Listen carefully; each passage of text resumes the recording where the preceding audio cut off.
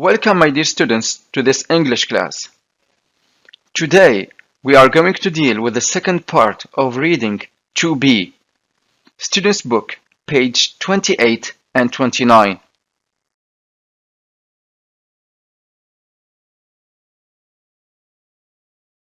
The objectives of today's lesson are: number 1, examine the text to answer constructive response questions. Number 2, identify the meanings of words. And number 3, relate features to text types.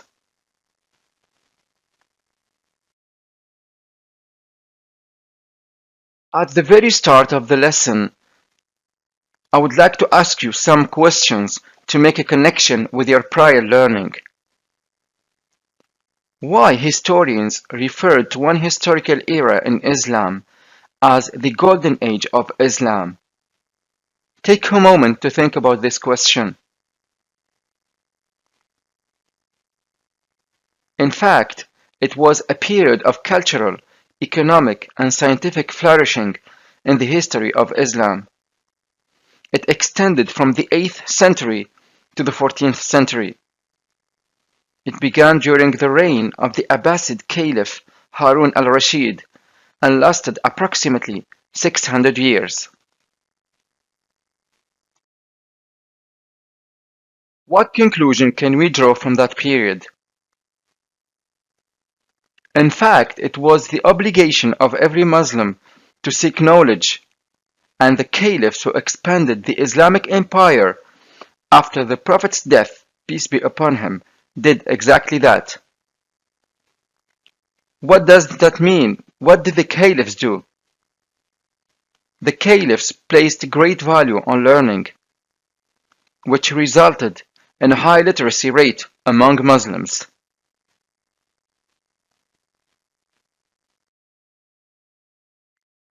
Can you name some Muslim scientists who marked the period of great learning in Islam? Have a minute to think about this question. In fact, many scientists marked that period of great learning in Islam. Let's talk about Al-Khwarizmi, the mathematician who played a significant role in the development of algebra. He has been described as the father or founder of algebra. We may talk also about Ibn Sina. He is regarded as one of the most significant physicians, thinkers, and writers of the Islamic Golden Age. Also named as the father of early modern medicine. His most famous work is the Book of Healing, a scientific encyclopedia. In the first part of this reading, we discussed the factors that led to the growth of learning and turned the Muslim world into the center of learning, and its capital Baghdad as the hub of that center.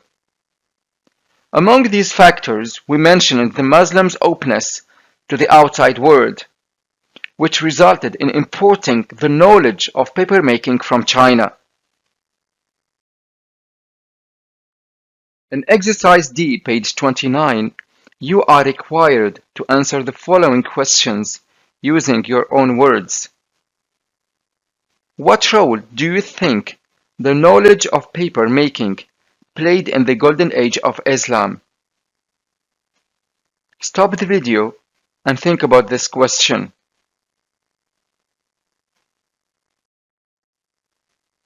One student would say, knowledge of paper making allowed scholars to translate scientific and cultural works from other languages into Arabic. This allowed people to learn from these works and then make further discoveries.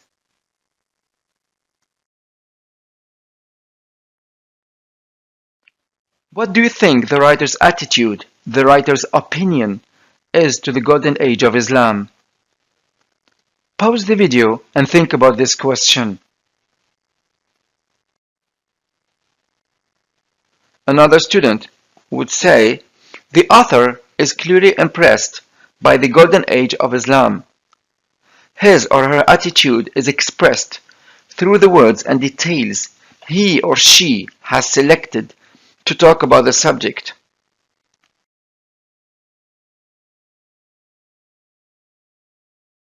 Can you pick out some of the words and phrases the writer used in the text to justify your answer?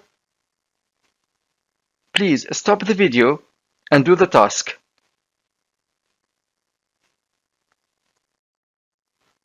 In fact, the writer selected many words and phrases to talk about his or her subject.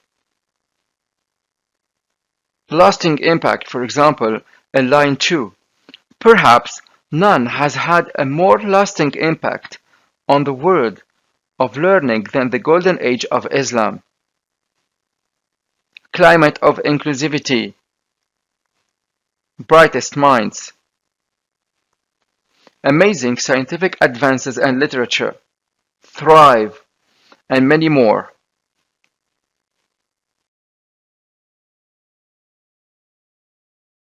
Whenever you have a vocabulary activity, it is better to read the words in the context of a sentence.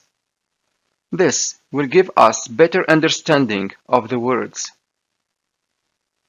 In exercise E, page 29, we will look at the highlighted words in the text and match them with their meanings. Literacy, inquiry, imported, inclusivity, thrive, intellectual. Please stop the video and do the task.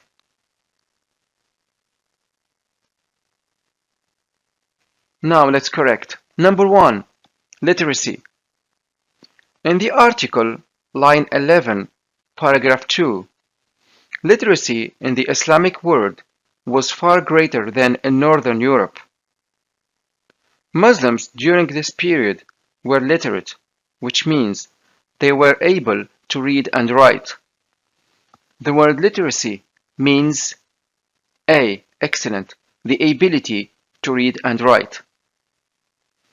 Number 2. Inquiry.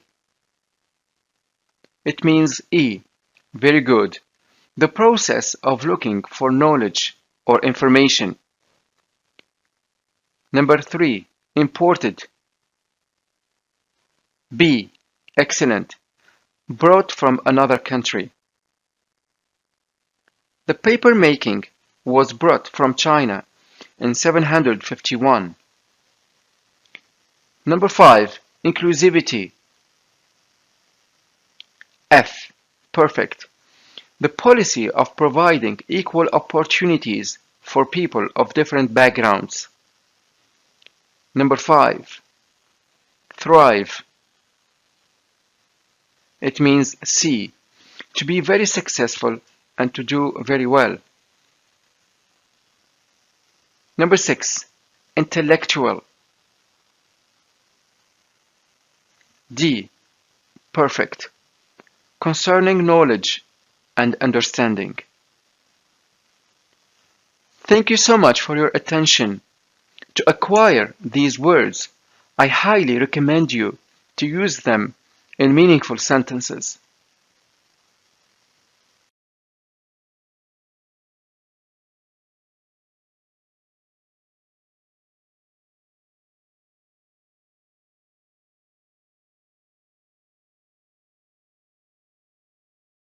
In exercise F, page 29, we will read the article and the timeline again. Then, we will read the statements from 1 to 10 and identify which features apply to each text type. Write the letter T for timeline, the letter A for the article, and the letter B for both texts.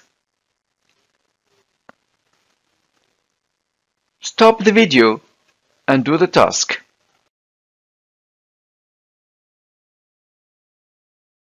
Now let's correct. Number 1. Which text provides information in chronological order? It's the timeline. Very good. It presents information in the order of time. In 632, for example, we have the death of Prophet Muhammad, peace be upon him. Between 630 and 750, we have the expansion of the Islamic Empire. Number 2, the text which is based on facts is B. So both texts are based on facts. The word fact means something which is known to be true. Number 3, omits articles and prepositions. It means articles and prepositions are excluded. The timeline, the letter T, very good. Number 4, the text which is organized into paragraphs, each with a central theme. It's the article. Excellent. Number 5, uses present simple to talk about past events. The timeline uses present simple. Let's have some examples. Islamic Empire expands to Africa, Asia, and Al-Khwarizmi invents algebra.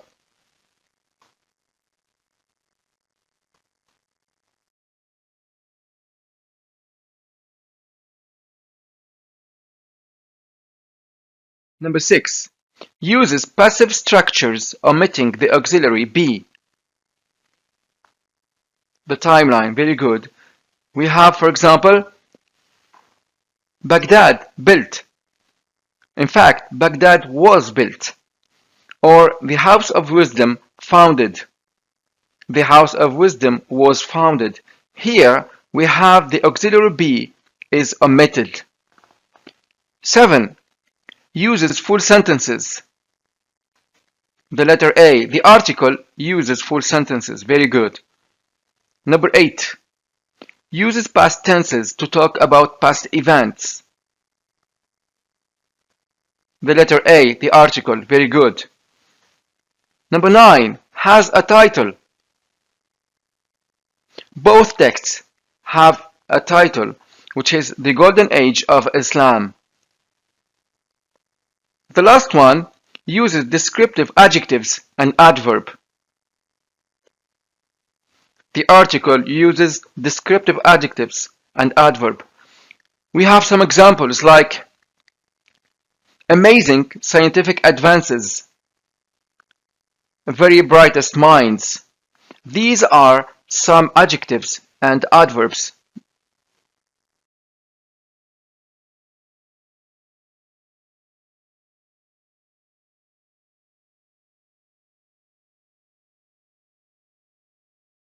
As you can see, we have the two types of texts.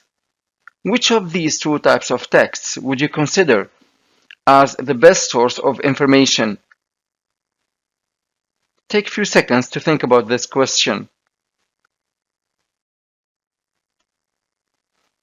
Overall, both give more or less the same amount of information, but in different style of writing. However, I suppose to answer this question, you have to discuss the differences and similarities between the two texts.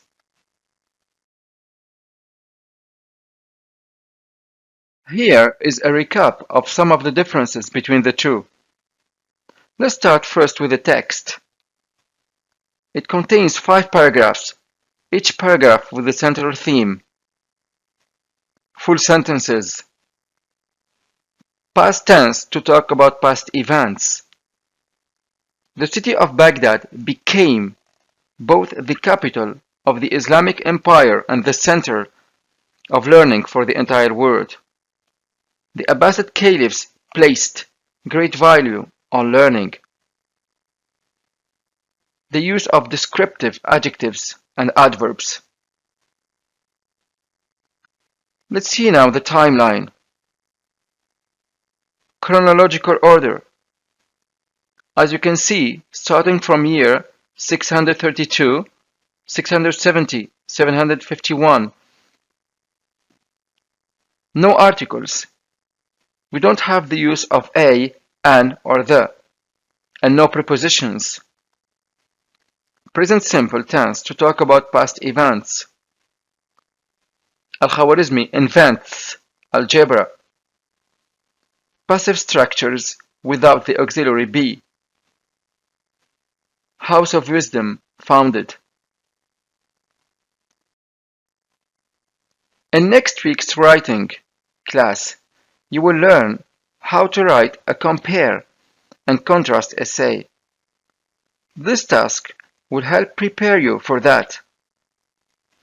Together we traced the differences, but there are similarities as well. Go back to exercise F, page 29, which we have just corrected to find them. You will learn more about how to write a compare and contrast essay in next week's writing lesson.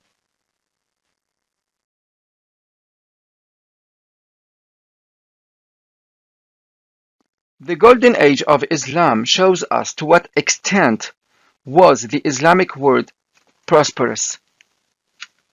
It shows us the economic, cultural, and scientific development of the Islamic world from the 8th century to the 14th century. I was so impressed by the information that the writer collected to write such a text. According to you, what are some different ways you can gain knowledge about a topic? What are the different sources you can use to find information? Stop the video and think about this question.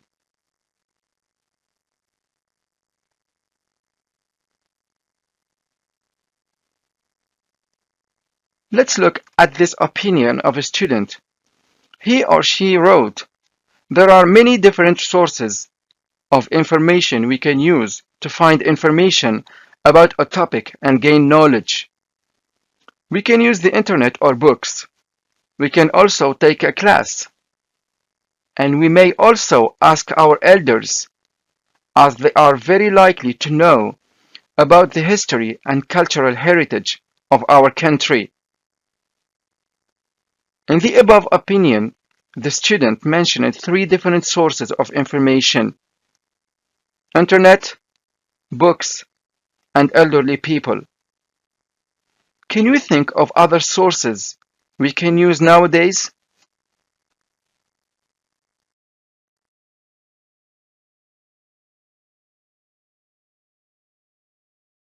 As you know, the topic of today's lesson is about the periods of great learning in Islam, which historians often refer to as golden ages. These periods are marked by advances in both science and culture. Is there any topic that you would like to learn more about it? What would it be? Please stop the video and think about this question.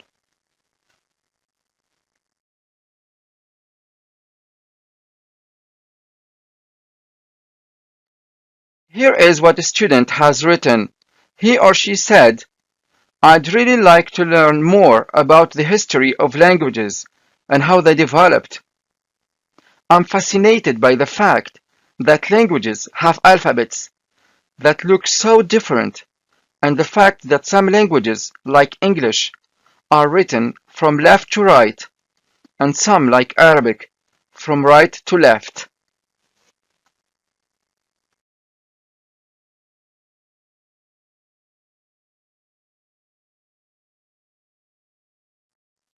This is the end of our lesson. By now, I expect you to be able to examine a text to answer constructive response questions about it, identify the meanings of new words from context, and relate features to text types.